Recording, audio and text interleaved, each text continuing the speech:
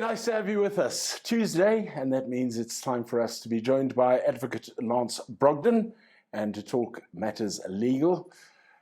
Lance, good morning. Morning, good afternoon, Jeremy. good evening, whatever time this is being picked up, anywhere in the world. Good to be here, brother. Good to be here. If you do like the show, then remember, press like. If you'd like to subscribe, press subscribe. Lance, what is this thing doing the rounds, this Popi Act? There's been buzzes about it, even in business circles. Jeremy, prime time for this. Team out there, the Protection of Personal Information Act.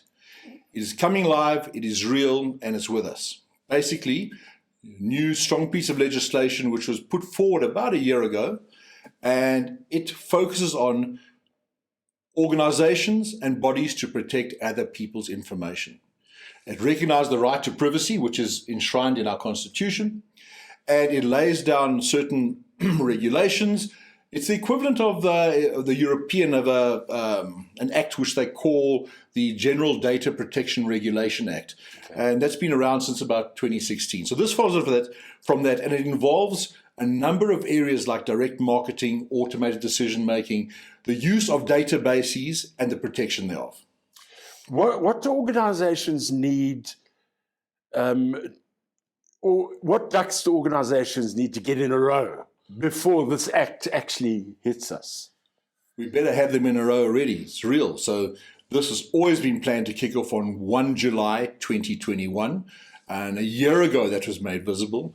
And there are a number of things to have in place. Firstly, you need to have an information officer. You need to have an accountable public officer who looks after and is custodian over this information. It's critical if you want to run this thing properly. But there are a number of principles that this focuses on. So firstly, any personal information that your organization has to be legally obtained. Okay, it's very important. Secondly, it must be obtained for a specific purpose. It mustn't just be obtained for information, like people who sell databases, they don't actually know where it's going to.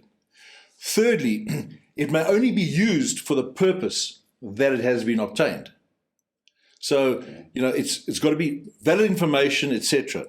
The person processing this information within your organization has to use it for that purpose as well. They may not multiply it, use it. Nothing may be misleading. For example, your name is Robert Jeremy Clayton Mansfield. Okay. Now, let us say, for example, there are numerous other RJC Mansfield out there. If I'm using your information with your permission, I'm going to make sure it's you. I mustn't have misleading information that there's some other body out there and misusing it. So there are a lot of accountabilities and responsibilities. The openness is important, but the one that is going to put a big weight on organizations, guys, I'm telling you out there, the information regulator, who is, it looks like being a person, but it is the government body that looks after this. Mm-hmm. That is a serious body, and you have to report into them. I'm not going to carry on too much about the detail, as it's still new and lots got to be done. But importantly, if I have someone's data and I want to use it, that person also has to be able to access that data to update it. If it's important for whatever it's being used, my marital status, Jeremy, for example, when you had the sex change, if you're still coming up as a female, we got a bit of a problem there. So you have the right to access it. And by the way, you're a lot more fun before the sex change. And very important, the accountable person in your organization. This person has to understand all the measures and principles required of them and the organization. What are the primary provisions and principles of this act? I think, in summary, the primary principles are to protect this information and not have it abused or used for anything other than what it was originally meant for. I think that's the big thing that we're dealing with. But the Act provides certain penalties for any offences that come across the board. So you've got to be careful, you've got to know it, you've got to understand it. Bottom line is, as you said earlier on, we've got to get our ducks in a row. What does it mean to an organization? It means to an organization, and I Pray that you're on the up there and with it, but you should have an individual or individuals dedicated to looking after your information and databases and understanding the Popi Act. Those are the two big things for the organization. You must know what's going on and understand it. Because if not, you're going to have to find somebody to do it for you. And remember, you're expected to be fully compliant by the 1st of July, 2021. Is this not merely, and I may be sounding negative here, but is this not merely another compliance nightmare for an organization? Yep, where I'm sitting, I would say so. You know, we are riddled with over-compliance as organizations and businesses and as individuals. It's heavy lifting. Now, there's another one put on the table. Well, so be it. If you ask me, I think it's too much. It's a lot to handle. Also, the Popi Act, which we're not here to discuss now, is full of jargon. And as we brought up before, when we spoke about contracts and words and Latin, be careful. If you don't understand the jargon, get somebody who makes sense to you. You are accountable for this information. There's an act that can take legal action against you.